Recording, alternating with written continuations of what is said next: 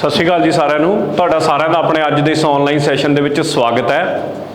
ਆਪਾਂ ਡਿਸਕਸ ਕਰ ਰਹੇ ਸੀਗੇ ਮਾਸਟਰ ਕੇਡਰ ਦੇ ਪ੍ਰੀਵੀਅਸ ਈਅਰ ਪੇਪਰਸ ਜਿਹਦੇ ਵਿੱਚ ਉਹਦਾ ਹਿਸਟਰੀ ਪਾਰਟ ਦੀਆਂ ਹੁਣ ਤੱਕ 2 ਵੀਡੀਓਜ਼ ਤੁਸੀਂ ਦੇਖ ਚੁੱਕੇ ਹੋਵੋਗੇ। ਉਹਨੂੰ ਹੀ ਅੱਗੇ ਆਪਾਂ ਕੰਟੀਨਿਊ ਕਰਦੇ ਹਾਂ ਆਪਣੇ ਨੈਕਸਟ ਕੁਐਸਚਨ ਤੋਂ।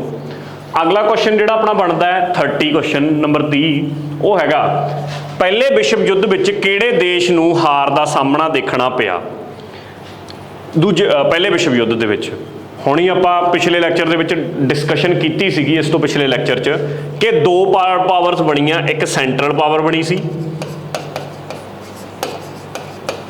ਸੈਂਟਰਲ ਪਾਵਰ ਮੇਨ ਮੋਢੀ ਸੀ ਜਰਮਨ ਦੇ ਨਾਲ ਅੱਗੇ ਆਸਟਰੀਆ ਹੋ ਗਿਆ, ਠੀਕ ਹੈ। ਇਹ ਕੁਝ ਕੰਟਰੀਜ਼ ਇਹਦੇ ਹਿੱਸੇ ਆਈਆਂ।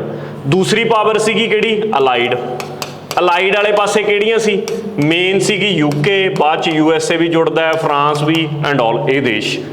ਹੁਣ ਓਬਵੀਅਸ ਜੀ ਗੱਲ ਹੈ ਕਿ ਹਾਰ ਕਿਹਦੀ ਹੋਈ, ਹਾਰ ਹੋਈ ਸੀ ਸੈਂਟਰਲ ਪਾਵਰਸ ਦੀ। ਤੇ ਸੈਂਟਰਲ ਪਾਵਰ ਕਿਹਦੇ ਆਲੇ ਦੁਆਲੇ ਘੁੰਮਦੀਆਂ ਸੀਗੀਆਂ, ਸੈਂਟਰਲ ਪਾਵਰ ਸਾਰੀਆਂ ਘੁੰਮਦੀਆਂ ਸੀ ਕਿਹਦੇ ਆਲੇ ਦੁਆਲੇ, ਜਰਮਨ ਦੇ ਆਲੇ ਦੁਆਲੇ। ਤਾਂ ਜਰਮਨ ਦੀ ਹਾਰ ਹੋਈ ਸੀ। ਵੈਸੇ ਵੀ ਆ ਫਰਾਂਸ ਜਿਹੜੇ ਦੇਸ਼ ਸੀ ਤਾਂ ਦੂਜੀ ਅਲਾਈਡ ਪਾਵਰ ਵਾਲੇ ਪਾਸੇ ਸੀਗੇ। ਬਿਲਕੁਲ ਈਜ਼ੀ ਕੁਐਸਚਨ ਸੀ, ਉਮੀਦ ਆ ਕਲੀਅਰ ਹੋ ਗਿਆ ਹੋਊ।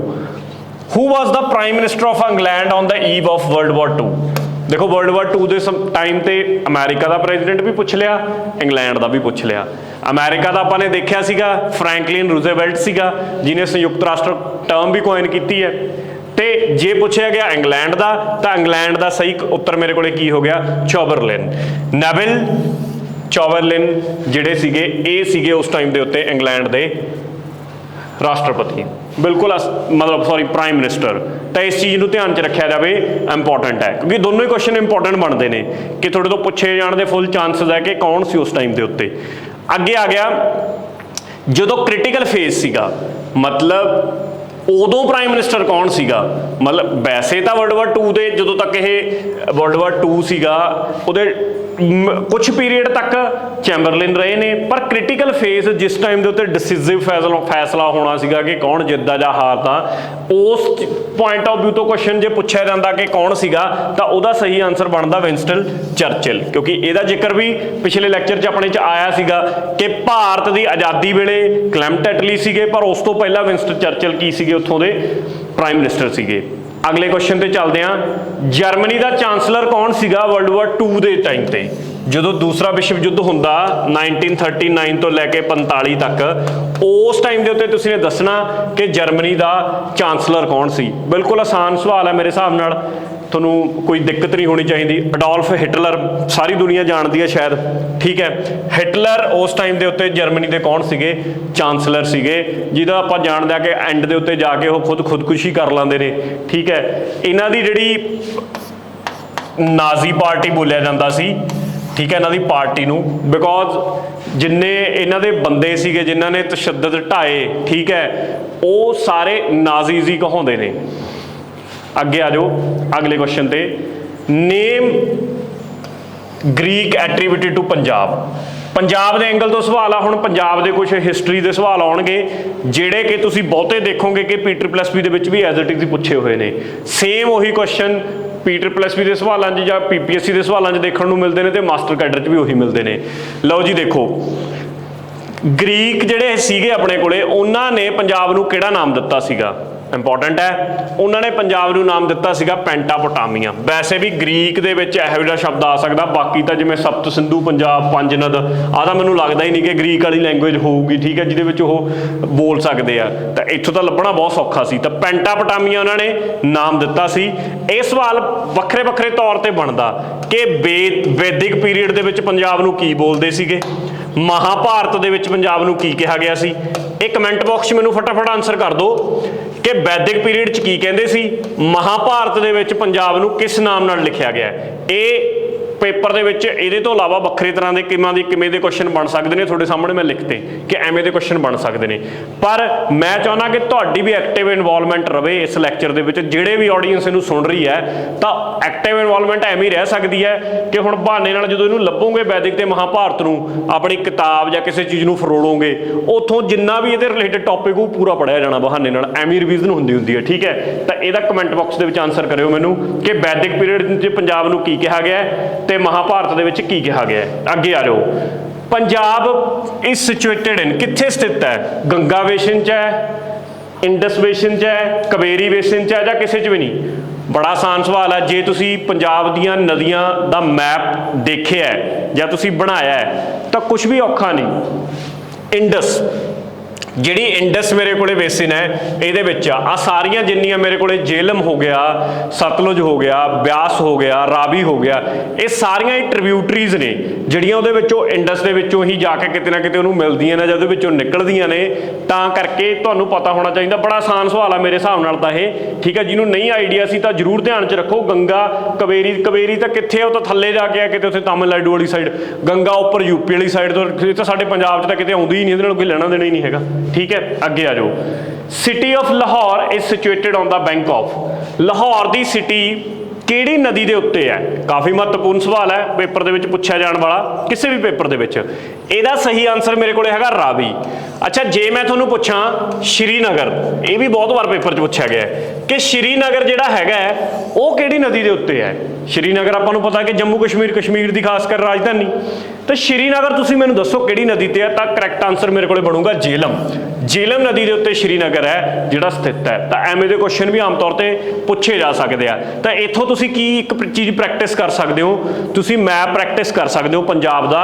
ਦੇਖੋ ਕਿ ਜਿਹੜੀ ਸਤਲੁਜ ਨਦੀ ਆ ਰਹੀ ਹੈ ਉਹ ਸਤਲੁਜ ਨਦੀ ਕਿਹੜੇ ਸ਼ਹਿਰਾਂ ਦੇ ਵਿੱਚੋਂ ਦੀ ਹੋ ਕੇ ਨਿਕਲਦੀ ਹੈ, ਉਹੀ ਦਾ ਕੁਐਸਚਨ ਬਣੂਗਾ ਕਿ ਸਤਲੁਜ ਨਦੀ ਦੇ ਕੰਢੇ ਦੇ ਉੱਤੇ ਕਿਹੜਾ ਸ਼ਹਿਰ ਸਥਿਤ ਹੈ, ਲੁਧਿਆਣਾ ਕਿਹੜੇ ਤੇ ਹੈ, ਠੀਕ ਹੈ। ਰੋਪੜ ਜਿਹੜਾ ਹੈਗਾ ਉਹ ਸਿਟੀ ਵਿੱਚ ਦੀ ਕਿਹੜੀ ਨਦੀ ਨਿਕਲ ਕੇ ਜਾਂਦੀ ਹੈ ਰੋਪੜ ਦੇ ਕੋਲੋਂ, ਠੀਕ ਹੈ। ਆਹ ਕੁਐਸਚਨ ਬਣ ਸਕਦੇ ਆ। ਇਹਦੇ ਲਈ ਕੱਲਾ ਸ਼ਹਿਰ ਐਵੇਂ ਨਹੀਂ ਯਾਦ ਹੋ ਸਕਦਾ। ਯਾਦ ਕਰਨ ਦਾ ਤਰੀਕਾ ਕੀ ਹੋ ਸਕਦਾ ਕਿ ਨਦੀ ਦਾ ਤੁਸੀਂ ਵੇਸਿਨ ਦੇਖੋ ਕਿ ਨਦੀ ਕਿੱਥੋਂ ਚੱਲੀ, ਕਿਹੜੇ ਜ਼ਿਲ੍ਹਿਆਂ ਵਿੱਚ ਦੀ ਹੋ ਕੇ ਨਿਕਲੀ ਤੇ ਉਹ ਜ਼ਿਲ੍ਹੇ ਦੇ ਕਿਹੜੇ ਸ਼ਹਿਰਾਂ ਨੂੰ ਹੱਥ ਲਾ ਰਹੀ ਹੈ, ਉਹ ਜਾਂ ਟੱਚ ਕਰਕੇ ਜਾ ਰਹੀ ਹੈ। ਉੱਥੋਂ ਤੁਹਾਨੂੰ ਮੈਪ ਰੱਟ ਗਿਆ ਤਾਂ ਸ਼ਹਿਰ ਤਾਂ ਆਪ ਹੀ ਯਾਦ ਹੋ ਜਾਣਾ ਕਿ ਕਿਹੜੇ ਸ਼ਹਿਰਾਂ ਵਿੱਚ ਦੀ ਨਿਕਲ ਰਹੀ ਹੈ। ਇਹ ਬੈਸਟ ਵੇ ਹੋ ਸਕਦਾ ਇਹਨੂੰ ਯਾਦ ਕਰਨ ਦਾ। ਲਓ ਜੀ ਅੱਗੇ ਚੱਲਦੇ ਹਾਂ ਅਗਲੇ ਸਵਾਲ ਤੇ। ਮੈਨੂੰ ਲੱਗਦਾ ਇਹ ਕੁਐਸਚਨ ਚਲੋ ਕਰ ਲੈਂਦੇ ਹਾਂ। ਗੁਰੂ ਨਾਨਕ ਦੇਵ ਜੀ ਦਾ ਉੱਤਰਾਧਿਕਾਰੀ ਕੌਣ ਸੀਗਾ? ਠੀਕ ਹੈ। ਤਾਂ ਗੁਰੂ ਨਾਨਕ ਦੇਵ ਜੀ ਦਾ ਮੈਨੂੰ ਨਹੀਂ ਲੱਗਦਾ, ਜੇ ਤੁਸੀਂ ਪੰਜਾਬ 'ਚ ਰਹਿੰਦੇ ਹੋ ਤੁਹਾਨੂੰ ਇਹ ਕੁਐਸਚਨ ਦਾ ਆਨਸਰ ਨਹੀਂ ਆਉਂਦਾ ਫਿਰ ਤਾਂ ਔਖਾ ਹੀ ਹੈ ਕੰਮ, ਠੀਕ ਹੈ। ਤਾਂ ਕਰੈਕਟ ਆਨਸਰ ਮੇਰੇ ਕੋਲ ਕੀ ਹੋ ਗਿਆ? ਗੁਰੂ ਅੰਗਦ ਦੇਵ ਜੀ। ਅੱਛਾ, ਮੈਨੂੰ ਇਹ ਦੱਸੋ ਕਿ ਗੁਰੂ ਅੰਗਦ ਦੇਵ ਜੀ ਦਾ ਬਚਪਨ ਦਾ ਨਾਮ ਕੀ ਸੀਗਾ? ਕਮੈਂਟ ਬਾਕਸ 'ਚ ਲਿਖੋ ਜਰਾ ਕਿ ਬਚਪਨ ਦੇ ਵਿੱਚ ਉਹਨਾਂ ਨੂੰ ਕੀ ਕਿਹਾ ਜਾਂਦਾ ਜਾਂ ਛੋਟਾ ਨਾਮ ਕੀ ਸੀ ਜਿਹਦੇ ਨਾਲ ਜਾਣਿਆ ਜਾਂਦਾ ਸੀ? ਅੰਗਦ ਦੇਵ ਤਾਂ ਅੰਗਦ ਤਾਂ ਉਹਨਾਂ ਨੂੰ ਨਾਮ ਗੁਰੂ ਨਾਨਕ ਦੇਵ ਜੀ ਨੇ ਦਿੱਤਾ ਸੀਗਾ, ਵੈਸੇ ਕੀ ਨਾਮ ਸੀਗਾ? ਠੀਕ ਹੈ। ਇਸੇ ਬਹਾਨੇ ਗੁਰੂ ਅੰਗਦ ਦੇਵ ਜੀ ਨਾਲ ਚੀਜ਼ਾਂ 4 ਹੋਰ ਪੜ੍ਹ ਲਿਓ ਕਿ ਉਹਨਾਂ ਨੇ ਹੋਰ ਕਿਹੜੀਆਂ ਚੀਜ਼ਾਂ ਕਰੀਆਂ, ਠੀਕ ਹੈ। ਕੋਈ ਲਿਪੀ ਬਣਾਈ ਹੋਵੇ ਸ਼ਾਇਦ, ਜਾਂ ਕੋਈ ਮੱਲ ਖਾੜਾ ਇਹੋ ਜਿਹੀ ਕੋਈ ਚੀਜ਼ ਕੀਤੀ ਹੋਵੇ, ਇਹ ਵੀ ਨਾਲ ਬਹਾਨੇ ਨਾਲ ਪੜ੍ਹ ਲਈਆਂ ਜਾਣ ਤਾਂ ਕਿ ਰਿਵੀਜ਼ਨ ਹੋ ਸਕੇ। ਅੱਗੇ ਆ ਜਾਓ। ਅੰਮ੍ਰਿਤਸਰ ਦੇ ਅਰਲੀਅਰ ਨਾਮ ਕੀ ਸੀ? ਗੁਰੂ ਕਾ ਚੱਕ, ਇਹ ਵੀ ਅੰਮ੍ਰਿਤਸਰ ਨੂੰ ਕਿਹਾ ਜਾਂਦਾ ਸੀਗਾ। ਚੱਕ ਰਮਦਾਸਪੁਰ ਬੋਲਿਆ ਜਾਂਦਾ ਸੀ, ਰਮਦਾਸਪੁਰਾ ਵੀ ਬੋਲਿਆ ਜਾਂਦਾ ਸੀ। ਸਾਰੇ ਨਾਮ ਕਿਹਦੇ ਨੇ? ਅੰਮ੍ਰਿਤਸਰ ਦੇ ਨੇ। ਤਾਂ ਆਲ ਆਫ ਦਾ ਅਬਵ ਮੇਰੇ ਕੋਲੇ ਕਰੈਕਟ ਆਨਸਰ ਬਣ ਜਾਂਦਾ। ਕਿਸੇ ਨਾ ਕਿਸੇ ਵੱਖਰੀਆਂ ਕਿਤਾਬਾਂ 'ਚ ਤੁਸੀਂ ਇਹ ਸਾਰੇ ਨਾਮ ਪੜ੍ਹੇ ਹੋਣਗੇ ਸਮਹਾਓ ਜਿਹੜੇ ਅੰਮ੍ਰਿਤਸਰ ਨੂੰ ਲੈ ਕੇ ਬੋਲੇ ਜਾਂਦੇ ਆ। ਅੱਗੇ ਆ ਜਾਓ ਕੁਐਸਚਨ ਨੰਬਰ 39 ਤੇ। ਕਿਹੜੀ ਸਿਟੀ ਹੈ ਜਿਹੜੀ ਐਸੋਸੀਏਟਿਡ ਹੈ with birth of Guru Gobind Singh ji? ਤਾਂ ਗੁਰੂ ਗੋਬਿੰਦ ਸਿੰਘ ਜੀ ਦਾ ਜਨਮ ਕਿਹੜੀ ਸਿਟੀ ਦੇ ਵਿੱਚ ਹੁੰਦਾ? ਮੈਨੂੰ ਲੱਗਦਾ ਸਭ ਨੂੰ ਇਹ ਪਤਾ ਹੋਣਾ ਚਾਹੀਦਾ ਕਿ ਬਿਹਾਰ ਦੇ ਵਿੱਚ ਪਟਨਾ ਸਾਹਿਬ ਦੇ ਵਿੱਚ ਜਾ ਕੇ ਗੁਰੂ ਗੋਬਿੰਦ ਸਿੰਘ ਜੀ ਦਾ ਕੀ ਹੁੰਦਾ? ਜਨਮ ਹੁੰਦਾਗਾ। ਦਿਸ ਇਜ਼ ਵੈਰੀ ਇੰਪੋਰਟੈਂਟ, ਠੀਕ ਹੈ। ਮੈਨੂੰ ਲੱਗਦਾ ਸਭ ਨੂੰ ਇਹ ਫੈਕਟ ਪਤਾ ਹੋਊ। ਦੇਖੋ ਆਸਾਨ ਵੀ ਸਵਾਲ ਨੇ, ਔਖੇ ਵੀ ਨੇ। ਜਿਹੜੇ ਸਵਾਲਾਂ ਤੇ ਮੈਨੂੰ ਲੱਗਦਾ ਹੋਊਗਾ ਕਿ ਮੈਨੂੰ ਡਿਸਕਸ਼ਨ ਕਰਕੇ ਦੱਸਣ ਦੀ ਜ਼ਿਆਦਾ ਲੋੜ ਹੈ, ਉਹ ਸਵਾਲਾਂ ਦੇ ਉੱਤੇ ਮੈਂ ਡਿਸਕਸ਼ਨ ਕਰਕੇ टाइम लगाऊंगा।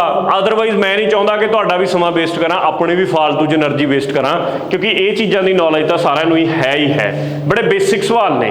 हुण आ जाओ, हू वाज बाबा विनोद सिंह। देखो ये इंपॉर्टेंट क्वेश्चन है, ये बारे हो सकता बहुत घੱਟ लोगों को पता होवे ਜਾਂ हो सकता बहुतों को पता होवे, पर जिन्होंने नहीं पता उन्होंने वास्ते मैं दसना चाहूँगा कि बाबा विनोद सिंह कौन सीगे। देखो जदों गुरु गोबिंद सिंह जी माधोदास मतलब बंदा सिंह बहादुर नूं मिलते नेगे ते उन्होंने कहते हैं कि तू इत्थे की कर रहा, तेरी लोड़ कौम नूं है, तू जाके साडा बदला लै पंजाब दे विच। उस टाइम के उत्ते गुरु गोबिंद सिंह जी 5 ਸਿੰਘਾਂ ਦੇ ਨਾਮ ਤੁਸੀਂ नोट कर सकते हो। बाज सिंह, विनोद सिंह, राम सिंह सी, फतेह सिंह सी ते कान सिंह, राम सिंह, फतेह सिंह, विनोद सिंह का जिक्र होया। ये 5 ਬੰਦਿਆਂ ਨੂੰ गुरु गोबिंद सिंह जी ਨਾਲ ਭੇਜਦੇ ਨੇ ਕਿਹਦੇ, ਬਾਬਾ ਬੰਦਾ ਸਿੰਘ ਬਹਾਦਰ ਦੇ, ਕਿਉਂਕਿ ਸਿਆਣੇ ਵੀ ਬੰਦੇ ਹੁੰਦੇ ਨੇ, ਇਹਨਾਂ ਦੀ ਇੱਕ ਕਾਉਂਸਲ ਬਣਾ ਦਿੰਦੇ ਨੇ ਵੀ ਤੁਸੀਂ ਜਿਹੜਾ ਵੀ ਫੈਸਲਾ ਲਓਗੇ ਰਲ ਮਿਲ ਕੇ ਲਓਗੇ ਕਿਸੇ ਵੀ ਚੀਜ਼ ਤੇ ਫੈਸਲਾ, ਠੀਕ ਹੈ। ਤਾਂ ਉਹਦੇ ਵਿੱਚੋਂ ਇੱਕ ਬੰਦਾ ਕੌਣ ਸੀਗਾ, ਬਾਬਾ ਵਿਨੋਦ ਸਿੰਘ ਸੀਗਾ। ਤਾਂ ਜੇ ਇੱਥੋਂ ਹੁਣ ਮੈਂ ਆਨਸਰ ਕੱਢਣਾ ਹੋਵੇ, ਐਸੋਸੀਏਟ ਸੀਗਾ ਕਿਹਦਾ, ਬਾਬਾ ਬੰਦਾ ਸਿੰਘ ਬਹਾਦਰ ਦਾ। ਕਿਹਨੇ ਐਸੋਸੀਏਟ ਨਾਲ ਸਹਿਯੋਗੀ ਰਲਾਇਆ, ਕਿਹਨੇ ਸੀਗਾ, ਗੁਰੂ ਗੋਬਿੰਦ ਸਿੰਘ ਜੀ ਨੇ ਰਲਾਇਆ ਸੀ। ਇਹ ਤੋਂ ਇਲਾਵਾ ਤੀਰ ਦਿੱਤੇ ਸੀ ਕੁਛ, ਉਹ ਚੀਜ਼ਾਂ ਆਪਾਂ ਜਦੋਂ ਪੰਜਾਬ ਦੀ ਹਿਸਟਰੀ ਇਤਿਹਾਸ ਨੂੰ ਪੜਾਂਗੇ ਉੱਥੇ ਡਿਟੇਲ ਦੇ ਵਿੱਚ ਆਪਾਂ ਪੜ੍ਹਨੀਆਂ ਹੀ ਨੇ ਚੀਜ਼ਾਂ। ਇੱਥੇ ਤਾਂ ਸਿਰਫ ਕੁਐਸਚਨ ਦਾ ਐਂਗਲ ਨੂੰ ਹੀ ਟੱਚ ਕਰਨ ਦੀ ਕੋਸ਼ਿਸ਼ ਕਰੂੰਗਾ ਮੈਂ, ਮਤਲਬ ਉਨਾ ਕੁ ਹਿੱਸਾ ਹੀ ਤੁਹਾਨੂੰ, ਕਿਉਂਕਿ ਲੈਕਚਰ ਵੀ ਬਹੁਤਾ ਲੰਬਾ ਨਹੀਂ ਹੋਊਗਾ ਤੇ ਤੁਹਾਨੂੰ ਕੁਐਸਚਨ ਬਾਰੇ ਤਾਂ ਐਟਲੀਸਟ ਪੂਰੀ ਜਾਣਕਾਰੀ ਹੋ ਜੂਗੀ। ਲਓ ਜੀ ਅੱਗੇ ਚੱਲਦੇ ਹਾਂ ਅਗਲੇ ਸਵਾਲ ਤੇ। ਕਦੋਂ ਬਾਬਾ ਬੰਦਾ ਸਿੰਘ ਬਹਾਦਰ ਨੂੰ ਐਗਜ਼ੀਕਿਊਟ ਕੀਤਾ ਗਿਆ, ਠੀਕ ਹੈ। ਇੱਕ ਸਵਾਲ ਇਹ ਵੀ ਬਣ ਸਕਦਾ ਕਿ ਕਿੱਥੇ, ਦੋਨੋਂ ਹੀ ਦੇਖੋ ਨਾਲ ਰਲਦੇ ਮਿਲਦੇ ਕੁਐਸਚਨ ਨੇ, ਤਾਂ ਦੋਨੋਂ 41 ਤੇ 42 ਲੈ ਲੈਂਦੇ ਆ। 41 'ਚ ਲਿਖਿਆ ਕਿ ਬਾਬਾ ਬੰਦਾ ਸਿੰਘ ਬਹਾਦਰ ਨੂੰ ਕਦੋਂ ਸ਼ਹੀਦੀ ਪ੍ਰਾਪਤ ਹੋਈ, ਕਿੱਥੇ ਸ਼ਹੀਦੀ ਪ੍ਰਾਪਤ ਹੋਈ, ਇਹ ਨਾਲ ਹੀ ਅਗਲੇ ਸਵਾਲ। ਦੇਖੋ ਇੱਕੋ ਹੀ ਚੀਜ਼ ਦੇ ਵਿੱਚੋਂ ਦੋ ਸਵਾਲ ਇਕੱਠੇ ਇੱਕ ਪੇਪਰ 'ਚ ਪੁੱਛੇ ਪਏ ਨੇ।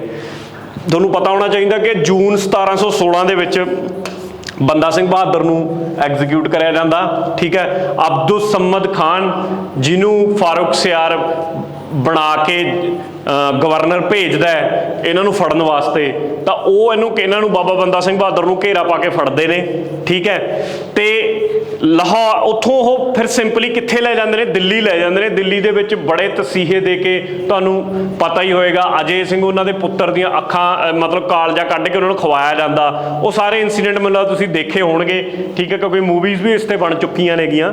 ਤਾਂ ਇਹਦਾ ਕਰੈਕਟ ਆਨਸਰ ਮੇਰੇ ਕੋਲੇ ਦਿੱਲੀ ਬਣਦਾ, ਇਹਦਾ ਕਰੈਕਟ ਆਨਸਰ ਬਣਦਾ ਜੂਨ।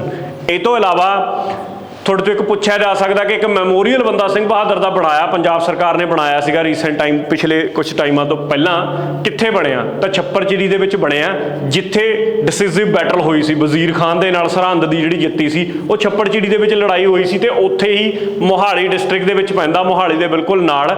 ਉਹ ਵੀ ਤੁਹਾਡੇ ਤੋਂ ਪੁੱਛਿਆ ਜਾ ਸਕਦਾ ਸਵਾਲ ਜੇ ਆਪਾਂ ਬੰਦਾ ਸਿੰਘ ਬਹਾਦਰ ਦੇ ਕੰਟੈਕਸਟ ਦੇ ਵਿੱਚ ਚੱਲੀਏ ਤਾਂ, ਠੀਕ ਹੈ। ਅੱਗੇ ਆ ਜਾਓ। ਕਿਹੜੀ ਮਿਸਲ ਤੋਂ ਬਿਲੋਂਗ ਕਰਦੇ ਸੀ ਕਪੂਰ ਸਿੰਘ? ਦੇਖੋ ਇਹ ਜ਼ਰੂਰ ਯਾਦ ਕਰ ਲਿਓ, ਮਿਸਲਾਂ ਤੇ ਉਹਨਾਂ ਦੇ ਹੈੱਡ ਜਾਂ ਜਿਹੜੇ ਉਹਨੂੰ ਮਤਲਬ ਹੈੱਡ ਕਰ ਰਹੇ ਸੀਗੇ, ਜਿਹੜੇ ਮੋਢੀ ਸੀ ਉਹਨਾਂ ਦੇ। ਇਹ ਪੇਪਰ ਦੇ ਫੇਵਰੇਟ ਸਵਾਲ ਨੇ, ਮੈਚ ਦਾ ਕਾਲਮ ਵੀ ਕਰਵਾਉਂਦੇ ਨੇ, ਡਾਇਰੈਕਟ ਛੋਟੇ ਸਵਾਲਾਂ ਦੇ ਰੂਪ ਦੇ ਵਿੱਚ ਪੁੱਛਦੇ ਵੀ ਨੇ। ਕੱਲੇ ਇੱਕ ਦੋ ਤਾਂ ਇੱਥੇ ਆ ਗਏ, ਬਾਕੀ ਵੀ ਪੜ੍ਹਨਾ ਤੁਹਾਡੀ ਜ਼ਿੰਮੇਵਾਰੀ ਹੈ ਕਿ ਸਾਰੇ ਤੁਸੀਂ ਪੜ੍ਹੋ, ਇੰਪੋਰਟੈਂਟ ਨੇ। ਵੈਸੇ ਮੈਨੂੰ ਲੱਗਦਾ ਕਿ ਜਿਹੜੇ ਤਿਆਰੀ ਕਰਦੇ ਹੋਣਗੇ ਉਹਨਾਂ ਨੂੰ ਆਲਮੋਸਟ ਸਭ ਨੂੰ ਪਤਾ ਹੀ ਹੋਣਗੇ। ਤੁਹਾਡੇ ਤੋਂ ਪੁੱਛ ਲੈਣਗੇ ਮਹਾਰਾਜਾ ਰਣਜੀਤ ਸਿੰਘ ਕਿਹੜੀ ਮਿਸਲ ਤੋਂ ਬਿਲੋਂਗ ਕਰਦੇ ਸੀ? ਸ਼ੁਕਰ ਚੱਕੀਆ ਤੋਂ ਬਿਲੋਂਗ ਕਰਦੇ ਸੀ। ਤੁਹਾਨੂੰ ਪੁੱਛ ਸਕਦੇ ਨੇ ਕਿ ਨਵਾਬ ਕਪੂਰ ਸਿੰਘ ਕੀ ਤੋਂ ਬਿਲੋਂਗ ਕਰਦੇ ਸੀ? ਫੈਜ਼ਲਪੁਰੀਆ ਤੋਂ ਬਿਲੋਂਗ ਕਰਦੇ ਸੀ।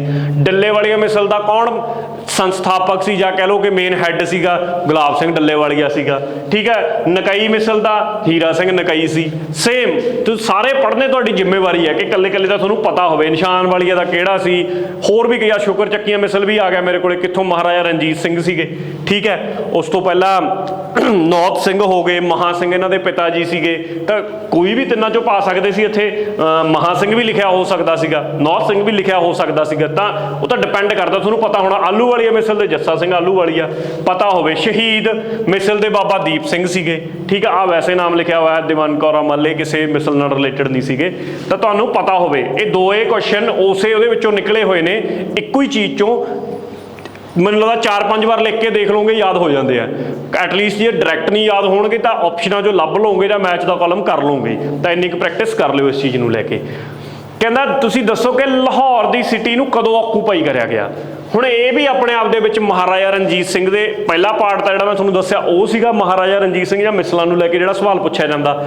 ਮਹਾਰਾਜਾ ਰਣਜੀਤ ਸਿੰਘ ਨੂੰ ਲੈ ਕੇ ਇਹ ਸਵਾਲ ਵੀ ਜ਼ਰੂਰ ਪੇਪਰ 'ਚ ਬਣਦਾ ਕਿ ਮਹਾਰਾਜਾ ਰਣਜੀਤ ਸਿੰਘ ਨੇ ਕਿਹੜੇ ਸਾਲ 'ਚ, ਪਹਿਲਾਂ ਤਾਂ ਤੁਸੀਂ ਲਿਖੋਗੇ ਸਾਲ, ਫਿਰ ਲਿਖੋਗੇ ਜਗ੍ਹਾ। ਜਿਵੇਂ ਮੈਂ ਕਹਿ ਦੇਵਾਂ ਕਿ ਤੁਸੀਂ ਦੱਸੋ ਕਾਂਗੜਾ, ਠੀਕ ਹੈ, ਜਾਂ ਫਿਰ ਅੰਮ੍ਰਿਤਸਰ ਹੈ, ਜਾਂ ਆਹੀ ਲਾਹੌਰ ਲਿਖਿਆ ਹੋਇਆ, ਇਹਦੇ ਤੇ ਕਬਜ਼ਾ ਕੀਤਾ, ਕਿਹੜੇ ਸਾਲ 'ਚ ਕਬਜ਼ਾ ਕਰਿਆ।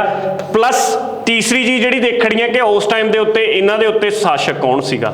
ठीक है, जिवें कांगड़ा च संसार चंद सीगा। लाहौर दा आपां गल कर लईए, लाहौर भंगी सरदारां तो महाराजा रणजीत सिंह ने जित्तिया सीगा।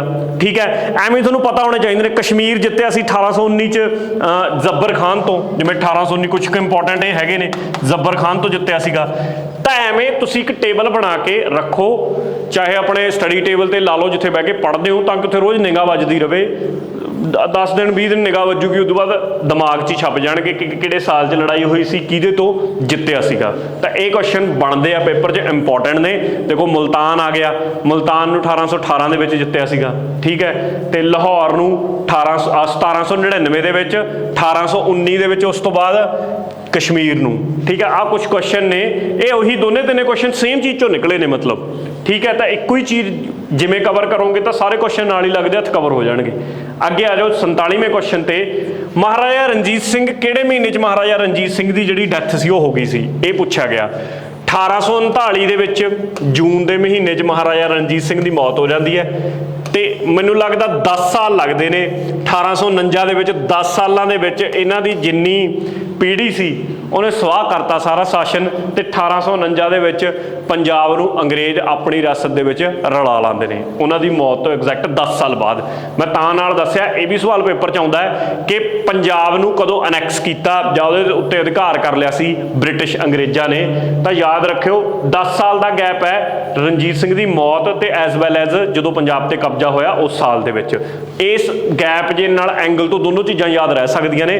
कई बार सानूं साल जदों याद नहीं रहंदे तो इस तरीके नाल लिंक करके याद कीते जा सकते हैं। पहली एंग्लो सिख वार टुक प्लेस कदों?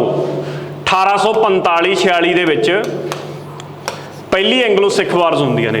इनू भी आपां पढ़ांगे डिटेल दे विच, किहड़ियां लड़ाइयां। दूजी एंग्लो सिख वार च किहड़ियां 3 लड़ाइयां होईयां। पहली एंग्लो सिख वार जिहड़ी सीगी उहदे विच किहड़ियां लड़ाइयां होईयां। किहड़ी लड़ाई सीगी जिहड़ी बड़ी जिहदे विच तोपां दा ਉਹ ਹੁੰਦਾ ਗਾ। मतलब कई तरह के सवाल इत्थों निकलते हैं। इनू स्पैसीफिकली कराऊंगा मैं एंग्लो सिख वार पहली तो एंग्लो सिख वार 2 नूं। अगे किसी उहदे विच जदों आउंदा ना क्वेश्चन तो थोड़ा टाइम गैप दे के मैं एक तो कीता, फिर लैक्चर काफ़ी लंबा चला जाऊगा। आने वाले अपकमिंग लैक्चर्स दे विच लड़ाइयां दा सारियां दा मैं जिक्र करूँगा तुहाडे नाल। फिलहाल इत्थे इन्ना ध्यान च रखो कि साल पुछया एंग्लो सिख वार जिहड़ी हैगी है वो 45-46 दे विच लड़ी गई। अगला क्वेश्चन आ गया, who was the British resident in Lahore दरबार? लाहौर दरबार दे विच ब्रिटिश राज प्रतिनिधि कौन सीगा? बड़ा आसान सवाल है, हैनरी लॉरेंस। हैनरी लॉरेंस नूं लाहौर दरबार दे विच लाया गया सीगा। की लाया गया सीगा जी? प्रतिनिधि के तौर के उत्ते। ठीक है, इंपॉर्टेंट है क्वेश्चन, ध्यान च रखियो। पूरी हिस्टरी जो आप जानते हैं देखते हैं कि सब तो पहला सरदारां दी कौंसल बनाई जाती है।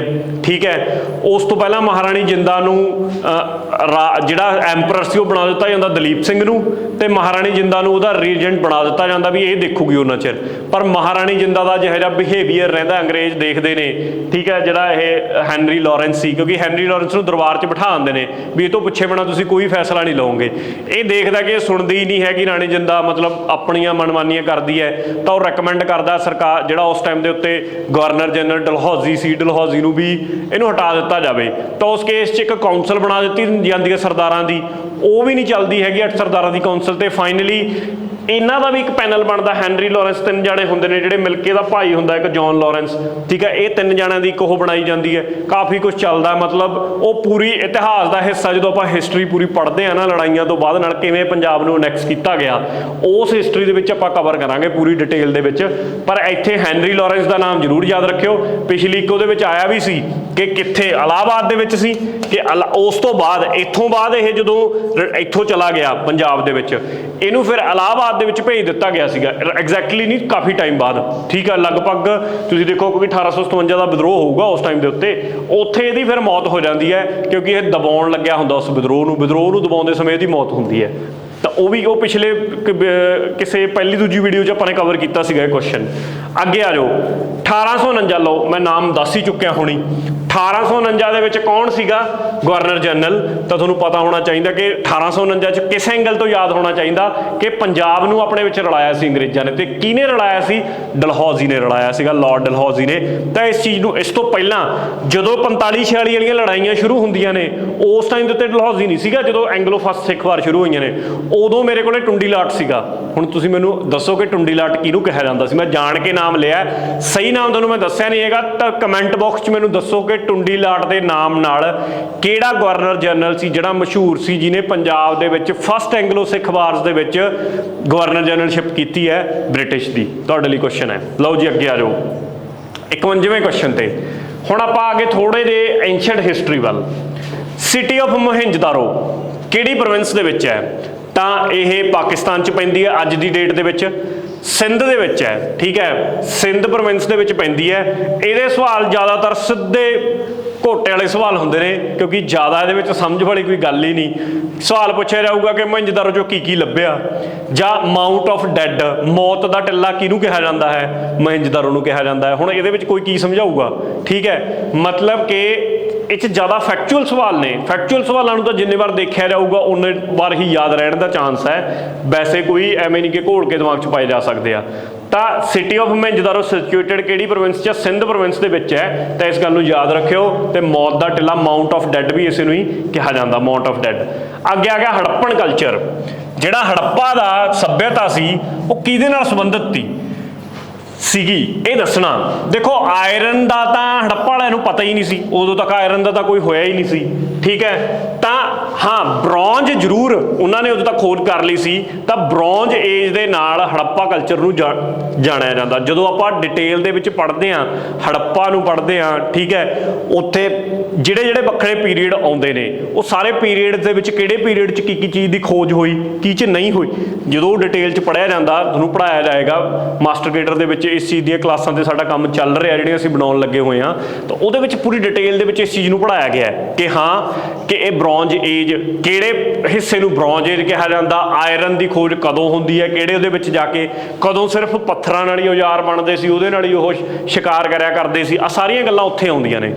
City of Harappa is situated on, Harappa ਕਿਹੜੀ ਨਦੀ ਦੇ ਉੱਤੇ ਆ? ਰਾਵੀ ਨਦੀ ਦੇ ਉੱਤੇ ਆ। ਤਾਂ ਇਹ ਵੀ ਇੰਪੋਰਟੈਂਟ ਸਵਾਲ ਆ, ਆਪਣੇ ਆਪ ਦੇ ਵਿੱਚ ਧਿਆਨ 'ਚ ਰੱਖਿਓ ਕਿ ਹੜੱਪਾ ਕਿਹੜੀ ਨਦੀ ਦੇ ਉੱਤੇ ਸਥਿਤ ਹੈ। ਅੱਗੇ ਆ ਗਿਆ ਹੁਣ ਜਦੋਂ ਆਪਾਂ ਰਿਗਵੇਦਾ ਬਾਰੇ ਪੜ੍ਹਦੇ ਆ ਨਾ, ਰਿਗਵੇਦਾ ਦੇ ਵਿੱਚ ਇੱਕ ਗੋਡ ਇਹੋ ਜਿਹਾ ਜਿਹਦਾ ਨਾਮ ਮੈਕਸਿਮਮ ਟਾਈਮਸ ਲਿਖਿਆ ਹੋਇਆ, ਜਿਹਦਾ ਨਾਮ ਮੈਕਸਿਮਮ ਟਾਈਮਸ ਲਿਖਿਆ ਹੋਇਆ, ਇਹਦਾ ਮਤਲਬ ਉਹਨੂੰ ਉਹ ਸਭ ਤੋਂ ਵੱਧ ਮੰਨਦੇ ਸੀਗੇ ਤੇ ਉਹਨੂੰ ਸਭ ਤੋਂ ਸ਼ਕਤੀਸ਼ਾਲੀ ਮੰਨਦੇ ਸੀ। ਤਾਂ ਉਹ ਕਿਹੜਾ ਗੋਡ ਜਾਂ ਕਿਹੜਾ ਭਗਵਾਨ ਹੈ ਜਿਹਨੂੰ ਸਭ ਤੋਂ ਵੱਧ ਵਾਰ ਲਿਖਿਆ ਹੋਇਆ ਰਿਗਵੇਦ ਦੇ ਵਿੱਚ? ਉਹ ਹੈਗਾ ਇੰਦਰ। ਯਾਨੀ ਕਿ ਇੰਦਰ ਨੂੰ, ਇੰਦਰਾ ਗੋਡ ਨੂੰ ਸਭ ਤੋਂ ਸ਼ਕਤੀਸ਼ਾਲੀ ਮੰਨਦੇ ਸੀਗੇ, ਰਿਗਵੇਦ ਨੇ ਮੰਨਿਆ, ਕਿਉਂਕਿ ਵੈਸੇ ਐ ਨਹੀਂ ਲਿਖਿਆ ਹੋਇਆ ਕਿ ਉਹ ਸਭ ਤੋਂ ਸ਼ਕਤੀਸ਼ਾਲੀ ਸੀ, ਬਸ ਉਹਦਾ ਜ਼ਿਕਰ ਸਭ ਤੋਂ ਵੱਧ ਆਇਆ। ਕੁਐਸਚਨ ਦੋਨੇ ਤਰੀਕੇ ਨਾਲ ਬਣ ਸਕਦਾ, ਇਹ ਵੀ ਬਣ ਸਕਦਾ ਕਿ ਸਭ ਤੋਂ ਵੱਧ ਵਾਰ ਰਿਗਵੇਦ 'ਚ ਕਿਹੜੇ ਗੋਡ ਦਾ ਜ਼ਿਕਰ ਹੋਇਆ ਤਾਂ ਇੰਦਰ ਦਾ। ਇਹ ਵੀ ਬਣ ਸਕਦਾ ਕਿ ਸਭ ਤੋਂ ਮਹੱਤਵਪੂਰਨ ਕਿਹਨੂੰ ਮੰਨਿਆ? ਇੰਦਰ ਨੂੰ। ਲਓ ਜੀ ਅੱਗੇ ਆ ਜਾਓ ਸਵਾਲ ਨੰਬਰ 55। ਕਿਹੜੀ ਸਿਟੀ ਐਸੋਸੀਏਟਡ ਹੈ ਗ੍ਰੇਟ ਬਾਥ ਨਾਲ? ਦੇਖੋ ਆ ਵੀ ਮੈਂ ਤੁਹਾਨੂੰ ਦੱਸ ਰਿਹਾ ਸੀ। ਹੁਣੇ ਪੁੱਛਣਗੇ ਤੁਹਾਡੇ ਤੋਂ ਕਿ ਸ਼ਾਹੀ ਇਸ਼ਨਾਨ ਵਾਲਾ ਜਿਹੜਾ ਉਹ ਪੂਰਾ ਟੱਬ ਜਿਹਾ ਮਿਲਿਆ, ਉਹ ਕਿੱਥੋਂ ਮਿਲਿਆ? ਠੀਕ ਹੈ, ਉਹ ਹੜੱਪਾ 'ਚੋਂ ਮਿਲਿਆ ਜਾਂ ਕਿੱਥੋਂ ਮਿਲਿਆਗਾ? ਤਾਂ ਇਹੋ ਜਿਹੀਆਂ ਚੀਜ਼ਾਂ, ਹੁਣ ਇਹ ਚੀਜ਼ਾਂ ਤਾਂ ਸਿੱਧੀਆਂ ਯਾਦ ਕਰਨ ਵਾਲੀਆਂ ਨੇ। ਤਾਂ ਗ੍ਰੇਟ ਬਾਥ ਕਿੱਥੋਂ ਮਿਲਦਾ? ਮੋਹਿੰਜਦਾਰੋ 'ਚੋਂ। ਮੋਹਿੰਜਦਾਰੋ ਦੇ ਵਿੱਚੋਂ ਮਿਲਦਾ ਗ੍ਰੇਟ ਬਾਥ। ਮੋਹਿੰਜਦਾਰੋ ਬਾਰੇ ਦੋ ਤਿੰਨ ਗੱਲਾਂ ਆ ਗਈਆਂ, ਕਿੱਥੇ ਹੈ, ਕਿਹੜੀ ਚੀਜ਼ ਮਿਲੀ, ਮਾਊਂਟ ਆਫ ਡੈਡ ਕਿਹਨੂੰ ਕਿਹਾ ਗਿਆ, ਆ ਸਾਰੀਆਂ ਗੱਲਾਂ ਨੋਟ ਰੱਖਿਓ, ਦਿਮਾਗ 'ਚ ਫਿੱਟ ਰੱਖਿਓ, ਵੈਸੇ ਕੋਈ ਬਾਹਲਾ ਲਿਖਣ ਦੀ ਲੋੜ ਨਹੀਂ। ਅਸ਼ਵਾ ਦਾ ਕੀ ਮਤਲਬ ਸੀ ਜਿਹੜਾ ਉਸ ਕਾਲ ਦੇ ਵਿੱਚ ਅਸ਼ਵਾ ਸ਼ਬਦ ਵਰਤਿਆ ਗਿਆ ਹੈ? ਤਾਂ ਅਸ਼ਵਾ ਸ਼ਬਦ ਉਹਨਾਂ ਨੇ ਵਰਤਿਆ ਸੀਗਾ ਘੋੜੇ ਵਾਸਤੇ, ਹਾਰਸ ਵਾਸਤੇ ਉਹਨਾਂ ਨੇ ਅਸ਼ਵਾ ਸ਼ਬਦ ਦਾ ਯੂਜ਼ ਕੀਤਾ। ਸਿੱਧਾ ਫੈਕਚੁਅਲ ਸਵਾਲ ਹੈ ਕਿ ਅਸ਼ਵਾ ਦਾ ਕੀ ਮਤਲਬ ਹੈ? ਤਾਂ ਅਸ਼ਵਾ ਦਾ ਮਤਲਬ ਕੀ ਆ? ਹਾਰਸ, ਘੋੜਾ। ਹੁਣ ਦੇਖੋ ਜੈਨ ਸੈਕਟ, ਦੇਖੋ ਜਿਵੇਂ ਬੁੱਧ ਧਰਮ ਹੈ, ਠੀਕ ਹੈ, ਉਵੇਂ ਜੈਨ ਸੈਕਟ ਹੈ। ਇਹ ਦੋ ਵੱਖਰੇ ਵੱਖਰੇ ਤੌਰ ਤੇ ਪੜ੍ਹੇ ਜਾਂਦੇ ਨੇ। ਠੀਕ ਹੈ, ਇਹਨਾਂ ਦੋਨਾਂ ਦੇ ਵਿੱਚ ਹੀ ਦੋ ਦੋ ਹਿੱਸਿਆਂ ਦੇ ਵਿੱਚ ਦੋਨਾਂ ਦੀਆਂ ਡਿਵੀਜ਼ਨਾਂ ਹੁੰਦੀਆਂ ਨੇ। ਜਿਹੜੀ ਡਿਵੀਜ਼ਨ ਹੋਈ ਸੀ ਜੈਨ ਧਰਮ ਦੀ, ਜਿਹੜੇ ਦੋ ਸੈਕਟਾਂ 'ਚ ਉਹ ਵੰਡਿਆ ਗਿਆ ਸੀ, ਇੱਕ ਸੀ ਦਿਗੰਬਰਾਜ, ਇੱਕ ਸੀਗੇ ਸਵੇਤੰਬਰਾਜ। ਤੁਸੀਂ ਕਮੈਂਟ ਬਾਕਸ 'ਚ ਮੈਨੂੰ ਦੱਸੋ ਕਿ ਜਿਹੜੇ ਬੁੱਧ ਧਰਮ ਵਾਲੇ ਸੀਗੇ ਉਹ ਵੀ ਦੋ ਹਿੱਸਿਆਂ 'ਚ ਵੰਡੇ ਗਏ ਸੀ, ਉਹ ਜਿਹੜੇ ਦੋ ਹਿੱਸਿਆਂ 'ਚ ਸੈਕਟਾਂ 'ਚ ਵੰਡੇ ਗਏ ਸੀ ਉਹਨਾਂ ਨੂੰ ਕੀ ਨਾਮ ਦਿੱਤਾ ਗਿਆ ਸੀ? ਉਹ ਵੀ ਐਵੇਂ ਦੀ ਕੁਝ ਮਿਲਦੇ ਜੁਲਦੇ ਨਾਮ ਹੋਣਗੇ, ਇੱਕ ਨੂੰ ਕੁਛ ਕਹੇਗਾ, ਇੱਕ ਨੂੰ ਕੁਛ, ਇਹ ਤੁਸੀਂ ਕਮੈਂਟ ਬਾਕਸ 'ਚ ਦੱਸਣਾ। ਹੁਣ ਆਪਾਂ ਇੱਥੇ ਆਉਂਦੇ ਹਾਂ ਆਪਣੇ ਸਵਾਲ ਤੇ। ਆਹ ਦੋ ਸੈਕਟ ਤਾਂ ਚਲੋ ਗੱਲ ਨਿਕਲ ਗਈ, ਦਿਗੰਬਰਾ ਹੋ ਗਏ ਤੇ ਸਵੇਤੰਬਰਾਜ ਹੋ ਗਏ। ਹੁਣ ਇਹਨਾਂ ਦੋਨਾਂ 'ਚੋਂ ਤੁਸੀਂ ਇਹ ਦੱਸਣਾ ਕਿ ਕਿਹੜਾ ਸੀ ਜਿਹੜਾ ਚਿੱਟੀ ਡਰੈਸ ਪਾਉਂਦਾ ਹੈ, ਮਤਲਬ ਤੁਸੀਂ ਦੇਖੇ ਹੋਣਗੇ ਚਿੱਟੀ ਡਰੈਸ ਪਾਈ ਹੁੰਦੀ ਹੈ, ਪੈਰ ਨੰਗੇ ਹੁੰਦੇ ਨੇ, ਉਹਨਾਂ ਦੇ ਮੂੰਹ ਢਕੇ ਹੁੰਦੇ ਨੇ ਮਾਸਕ ਜੇ ਲਗਾ ਕੇ, ਉਹ ਕਿਹੜੀ ਮਤਲਬ ਦੋਨਾਂ ਚੋਂ ਕਿਹੜੀ ਸੈਕਟ ਹੈ ਜਿਹੜੀ ਆਹ ਚੀਜ਼ ਫੋਲੋ ਕਰਦੀ ਹੈ? ਤਾਂ ਇਹਦਾ ਸਹੀ ਆਨਸਰ ਹੈਗਾ ਸ਼ਵੇਤੰਬਰਾਜ। ਸ਼ਵੇਤੰਬਰਾਜ ਚਿੱਟੀ ਡਰੈਸ ਪਾਉਣੀ ਪਸੰਦ ਕਰਦੇ ਨੇ। ਤਾਂ ਇਹ ਇੰਪੋਰਟੈਂਟ ਸਵਾਲ ਹੈ, ਇਹ ਬੜੇ ਵਾਰ ਪੇਪਰ 'ਚ ਰਿਪੀਟ ਹੋਇਆ, ਵੱਖਰੇ ਵੱਖਰੇ ਪੇਪਰਾਂ 'ਚ ਰਿਪੀਟ ਹੋਇਆ, ਤਾਂ ਤੁਹਾਨੂੰ ਧਿਆਨ ਰਵੇ ਇਸ ਕੁਐਸਚਨ ਦਾ। ਅੱਗੇ ਆ ਜਾਓ। Who is considered as the 24th Tirthankaras of Jainism? Jainism ਦੇ ਜਿੰਨੇ ਬਾਬੇ ਹੋਏ ਨੇ, ਮਤਲਬ ਜਿਨ੍ਹਾਂ ਨੇ ਇਹ ਉਹ ਕੀਤਾ ਹੈ, ਉਹਨਾਂ ਨੂੰ ਤਿਰੰਤਕਾਰਾਜ਼ ਬੋਲਿਆ ਜਾਂਦਾ ਸੀਗਾ। ਠੀਕ ਹੈ, ਤਿਰੰਤਕਾਰਾਜ਼ ਟੋਟਲ 24 ਹੋਏ ਨੇ। ਠੀਕ ਹੈ, ਤੇ 24ਵੇਂ ਦਾ ਹੀ ਪੁੱਛਿਆ, ਤੇ 24ਵੇਂ ਹੀ ਸਭ ਤੋਂ ਮਹੱਤਵਪੂਰਨ ਸੀਗਾ, ਉਹ ਸੀਗੇ ਲਾਰਡ ਮਹਾਵੀਰਾ। ਤਾਂ ਮਹਾਵੀਰਾ 24ਵੇਂ ਤਿਰੰਤਕਾਰਾ ਸੀ। ਤੁਹਾਡੇ ਤੋਂ ਇਹ ਵੀ ਪੁੱਛੇ ਜਾ ਸਕਦੇ ਨੇ ਕਿ ਤਿਰੰਤਕਾਰਾ ਜਿਹੜੇ ਸੀਗੇ ਸ਼ਬਦ, ਇਹ ਕਿੰਨਾ ਦੇ ਕੰਟੈਕਸਟ 'ਚ ਵਰਤਿਆ ਜਾਂਦਾ? ਬੁੱਧਿਜ਼ਮ ਦੇ ਕੰਟੈਕਸਟ 'ਚ ਵਰਤਿਆ ਜਾਂਦਾ, ਜੈਨਿਜ਼ਮ ਦੇ ਕੰਟੈਕਸਟ 'ਚ ਵਰਤਿਆ ਜਾਂਦਾ, ਜਾਂ ਕਿਸੇ ਹੋਰ ਧਰਮ ਦੇ, ਸਿੱਖ ਧਰਮ ਦੇ, ਹਿੰਦੂ ਧਰਮ ਦੇ ਕੰਟੈਕਸਟ 'ਚ ਵਰਤਿਆ ਜਾਂਦਾ? ਤਾਂ ਇਹ ਗੱਲ ਦਾ ਵੀ ਧਿਆਨ ਰੱਖਿਆ ਜਾਵੇ। ਅੱਗੇ ਆ ਜਾਓ 59th ਕੁਐਸਚਨਸ ਤੇ। ਕਿਹੜੀ ਲੈਂਗੁਏਜ ਕੰਟਰੀਬਿਊਟ ਕਰਦੀ ਆ ਬੁੱਧਿਜ਼ਮ ਦੇ ਸਪਰੈਡ ਲਈ? ਬੁੱਧਿਜ਼ਮ ਇੰਨਾ ਫੈਲਿਆ ਕਿਉਂ? ਮਤਲਬ ਕਾਰਨ ਸਿੰਪਲ ਇਹ ਹੈ ਇਸ ਕੁਐਸਚਨ ਦਾ ਕਿ ਬੁੱਧਿਜ਼ਮ ਜਦੋਂ ਆਇਆ ਸੀ ਇੱਕ ਵਾਰ ਇੰਨੀ ਚੜ੍ਹਾਈ ਹੋਈ, ਇੰਨਾ ਫੈਲਿਆ ਕਿਉਂ? ਉਹਦਾ ਕਾਰਨ ਸੀਗਾ ਕਿ ਬੁੱਧ ਨੇ ਬੁੱਧ ਧਰਮ ਦੇ ਵਿੱਚ ਪ੍ਰਚਾਰ ਕਰਨ ਵਾਸਤੇ, ਸਪਰੈਡ ਕਰਨ ਵਾਸਤੇ ਜਿਵੇਂ ਗ੍ਰੰਥ ਬਣਦੇ ਹੁੰਦੇ ਨੇ, ਉਹ ਗ੍ਰੰਥ ਬੜੀ ਹੀ ਇਹੋ ਜਿਹੀ ਆਸਾਨ ਲੈਂਗੁਏਜ 'ਚ ਬਣਾਏ ਸੀਗੇ ਕਿ ਲੋਕਾਂ ਲਈ ਈਜ਼ੀਲੀ ਅੰਡਰਸਟੈਂਡੇਬਲ, ਉਹ ਪੜ੍ਹ ਕੇ ਉਹਨੂੰ ਸਮਝ ਸਕਣ। ਤੇ ਉਸ ਟਾਈਮ ਤੇ ਸਭ ਤੋਂ ਪ੍ਰਚਲਿਤ ਜਿਹੜੀ ਭਾਸ਼ਾ ਸੀਗੀ ਜਿਹ 'ਚ ਇਹ ਕੰਮ ਚੱਲਦਾ ਸੀ, ਉਹ ਸੀਗੀ ਪਾਲੀ।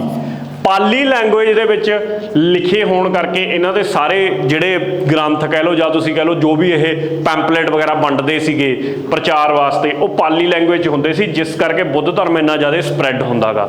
ਇੰਪੋਰਟੈਂਟ, ਮੋਸਟ ਇੰਪੋਰਟੈਂਟ ਕੁਐਸਚਨ ਹੈ, ਧਿਆਨ 'ਚ ਰੱਖਿਓ ਇਸ ਸਵਾਲ ਨੂੰ। ਹੂ ਰਿਕਮੈਂਡਡ, ਕਿਹਨੇ ਸਿਫਾਰਿਸ਼ ਕੀਤੀ ਸੀ ਅਸ਼ਟਾਗਿਕਾ ਮਾਰਗ ਦੀ? ਠੀਕ ਹੈ, ਮਤਲਬ 8-fold ਪਾਥ ਵੀ ਕਹਿ ਦਿੰਦੇ ਆਪਾਂ।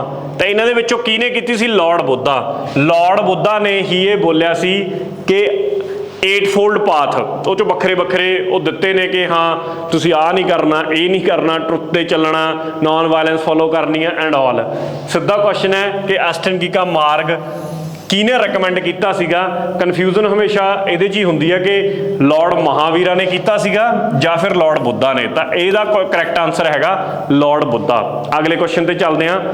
ਮਹਾਜਨਪਦਸ। ਮਹਾਜਨਪਦਸ ਦਾ ਜ਼ਿਕਰ ਕਈ ਥਾਂ ਤੇ ਹੁੰਦਾ।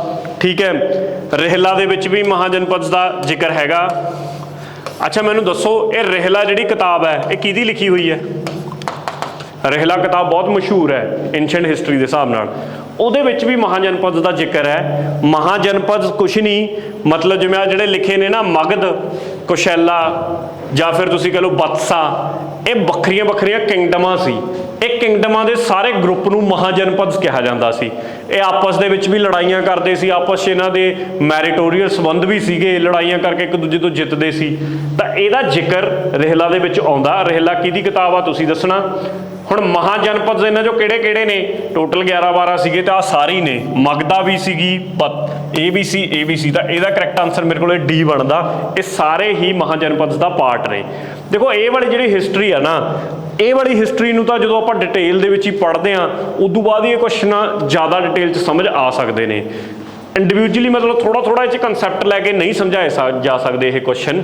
ਤਾਂ ਕਰਕੇ ਮੈਂ ਇਹਨਾਂ ਕੁਐਸਚਨਸ ਨੂੰ ਇੱਕ ਫੈਕਚੁਅਲ ਤੌਰ ਤੇ ਤੁਹਾਨੂੰ ਸਮਝਾਉਣ ਦੀ ਕੋਸ਼ਿਸ਼ ਕਰ ਰਿਹਾ, ਜਾਂ ਥੋੜਾ ਬਹੁਤਾ ਲਿੰਕ ਜੋੜਨ ਦੀ ਕੋਸ਼ਿਸ਼ ਕਰ ਰਿਹਾ ਕਿ ਤੁਹਾਡੇ ਦਿਮਾਗ 'ਚ ਰਹਿ ਸਕਣ। ਪਰ ਇਹ ਐਜ਼ ਇਟ ਇਜ਼ ਕੁਐਸਚਨ ਹੀ ਦਿਮਾਗ 'ਚ ਰੱਖਣੇ ਪੈਂਦੇ ਨੇ, ਕਿਉਂਕਿ ਇਹ 'ਚ ਥੋੜਾ ਜਿਹਾ ਰੱਟਾਫਿਕੇਸ਼ਨ ਵਾਲਾ ਕੰਮ ਜ਼ਿਆਦਾ ਇਸ ਪਾਰਟ 'ਚ ਹਿਸਟਰੀ ਦੇ 'ਚ ਖਾਸ ਕਰਕੇ।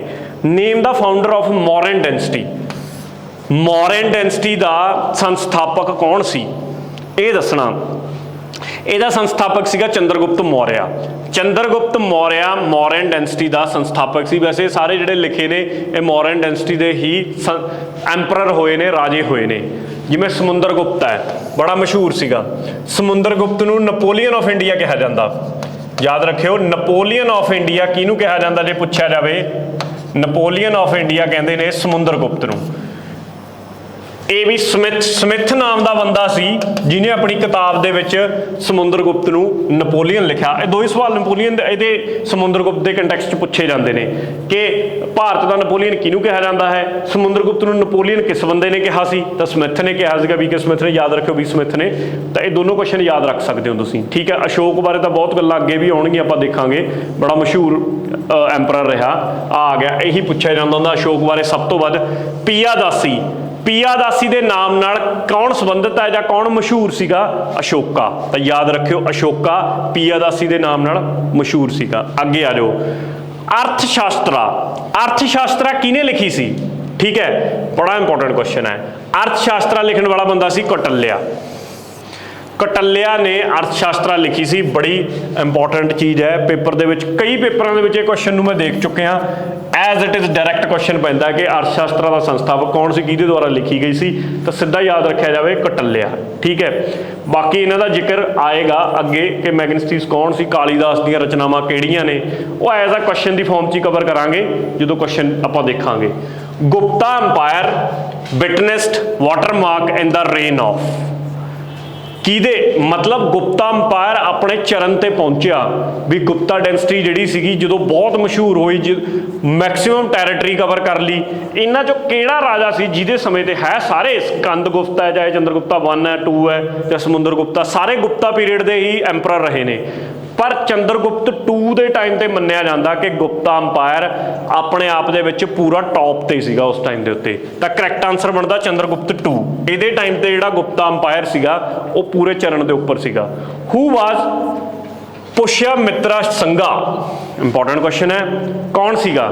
ਲਓ ਜੀ, ਹੀ ਫੌਟ ਕਲਿੰਗਾ ਵਾਰ, ਐਸਟਰੋਨੋਮਰ ਸੀ, ਚਾਈਨੀਜ਼ ਟਰੈਵਲਰ ਸੀ।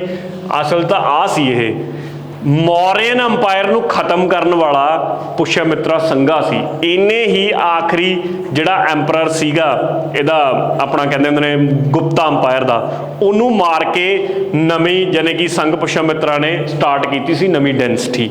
ਤਾਂ ਕੁਐਸਚਨ ਦਾ ਆਨਸਰ ਕੀ ਹੋ ਗਿਆ?